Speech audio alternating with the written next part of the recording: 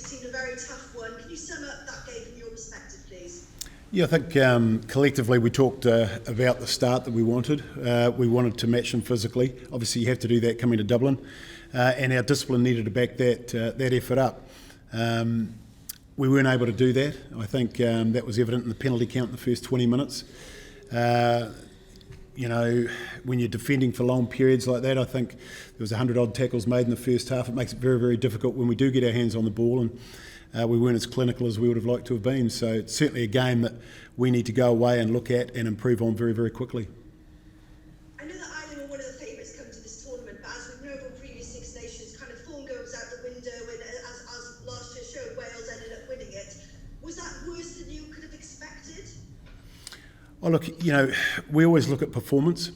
You know, you can talk about the result, but we look at the performance, and yes, it's a performance that we'll want to improve on. We'll go away now and work very, very hard. We'll review that performance. The players will have a look at their individual games, and we'll come back in a positive frame and look to build on some of the good things that we'll find that we did in that game, but also make sure that we have the start in both halves that we need, and we get on the right side of the match officials. Wales had to work so hard to get possession. Were you therefore disappointed about the amount of forced errors you gave away when you did get possession back?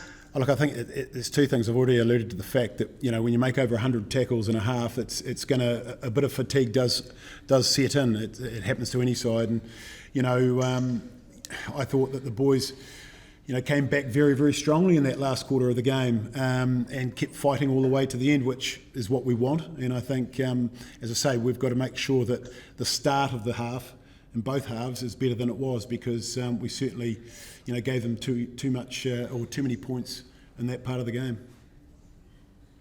Talk about, you know, penalties and discipline. Wales didn't get any penalties in the first half. Can you maybe give your opinion on that and whether you think that was fair from the man in the middle? Oh, look, there was a lot of AR interjection on one side of the field, and you know, he saw it a certain way, and we might disagree with some of those calls. In particular, I thought the scrum we were going very, very well. I thought that you know, there was probably a few of those decisions could have gone our way on another day. But look, they see it the way they do in their referee, and you just got to go with those decisions at the time. Just a couple more from me, and then I'll quickly go to Dan. Obviously, Ireland's wraparound play caused you so much trouble today, and there was a lot, you know, in the press about Josh playing at number 13. How do you think he performed, and do you think that was something that Ireland targeted specifically on that? Oh, look, I think Josh saved us on a number of occasions. You know, it's easy to talk about the people out wide, but it's what goes on the inside first, and you know how quick we are to react at the first breakdown, and numbers that we get far side of ruck and on the near side, depending if they switch back or not. And look, I think to single out one person is not the right thing to do. I think you'll find when you break his game down, he didn't go too badly at all.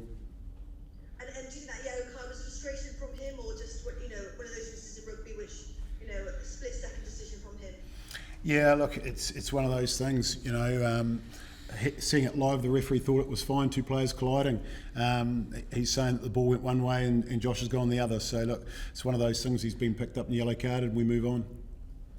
Dan, just quickly one from me. You know, we can sit on our sofas as journalists and fans, but how did that feel for you? You're the ones playing it out there today. Yeah, I mean, like Wayne said, really, I think when you spend so much time without the ball, all of a sudden when you do get the ball, it can be, like you said, a little bit fatigue, or you're just a tiny bit off because you've been defending for large periods, and I think, like Wayne's alluded to, we said that the discipline and the physicality were the two things that we really needed to bring coming to Dublin, and we probably didn't get those two quite right, did we, in terms of across the whole 80 minutes. So we had a couple of half chances in that first half which we didn't quite capitalise on to pick up any points, but there's no doubt it was a frustrating afternoon, and we didn't get enough front football, and we didn't dominate enough collisions to really allow us to put pressure on Ireland for large periods like they did to us. Just last one from me. Obviously, there's a lot to say about the players who play their domestic rugby in Wales maybe being undercooked because of COVID and games not being played. Do you think that was a little factor today, that simply they've not had enough game time over the last few months? Oh, look, it's probably one of those. It's difficult to say yes or no, really. I think ultimately, ultimately Ireland won too many physical collisions, and for us, for whatever reason, that's what we need to go back on and have a look now on over the weekend and on Monday, and that's why we need to have a look at. But ultimately, the collisions in rugby, if you don't win collisions in especially against a team in the way that Ireland play, it was going to be a hard afternoon, and that's how it turned out. So that'll be a huge focus for us this week moving forward, along with the discipline, and we need to make sure that we're firing come a week Saturday. Cheers, thanks both. Okay, Nick, got time for a couple of questions each for you. Thank you. Wayne, Lewis Rees-Zammit, was he entirely fit with that strapping he had after the warm-up? He felt an ankle in the warm-up, but he was okay to continue on. So I haven't spoken to him after the game around that. Those aspects you mentioned, discipline and physicality, obviously discipline is a tactical thing. How do you work on improving those two aspects? Oh, it's hard work, isn't it? We've got to get our body heights right. We've got to come off the line with intent and make sure that we're working hard for each other. And I think there's no doubt that the boys will want to improve in that area, and they'll work hard at it. I have no doubt about that at all. And at least you'll have the crowd back behind you in Cardiff for the first time in the Six Nations for a couple of years. You'll need all the support you can get, I guess, to roar you on against Scotland. Oh, I certainly look forward to getting back home. There's no doubt about that. A full house at the Principality, there's nothing better, and it certainly does lift the boys, and we'll certainly be looking forward to it. And Dan, what have you learned from your first experience of captaincy to take forward into the rest of the tournament? Not a huge amount today, probably, in terms of it was probably one of those where from a tactical point of view and more of a player point of view, it was hard work as opposed to from a captain's point of view. It was difficult because we're better than that today, really. Do you know what I mean? And we know that we're better than that, and we just got to make sure we get a bit more edge to us in training this week, and not overthink things because that's there's not a huge amount to fix. It's like Wayne said, physicality was a huge one, and discipline. So there's not a huge amount to fix if you get those bits right.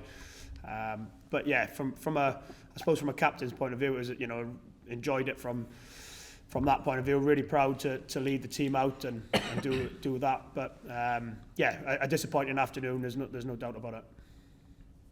Thank you, gents. Okay, Ben, James, if you're on, you can have one question for each.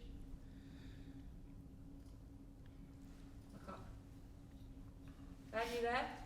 Yeah. Sorry, I'm struggling with the audio on the phone. Dan, you seem to be having a fair few conversations with the ACO, even after full time, about the tackle area. Do you feel that you did make much of an impression on the official with those sort of protests? Oh, you'd have to ask him that, wouldn't you? It's not for me to answer that. I think we tried to make the point. It's it's not an easy job, is it? And I think naturally we'd probably be looking at a couple of decisions which maybe could have gone our way, but normally when you're in the ascendancy and winning collisions, the referee normally rewards the team in the ascendancy, doesn't he? So I think for us to make sure that we get our own house in order rather than looking at ways of looking for excuses, then we have to get our area right first.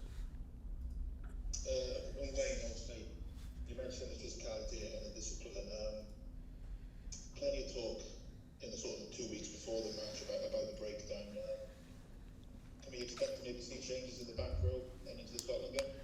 Look, we'll need to review the game first and foremost, because I think we're a little bit better than maybe some of the stats might have indicated in that area of the game. But certainly we'll review the game.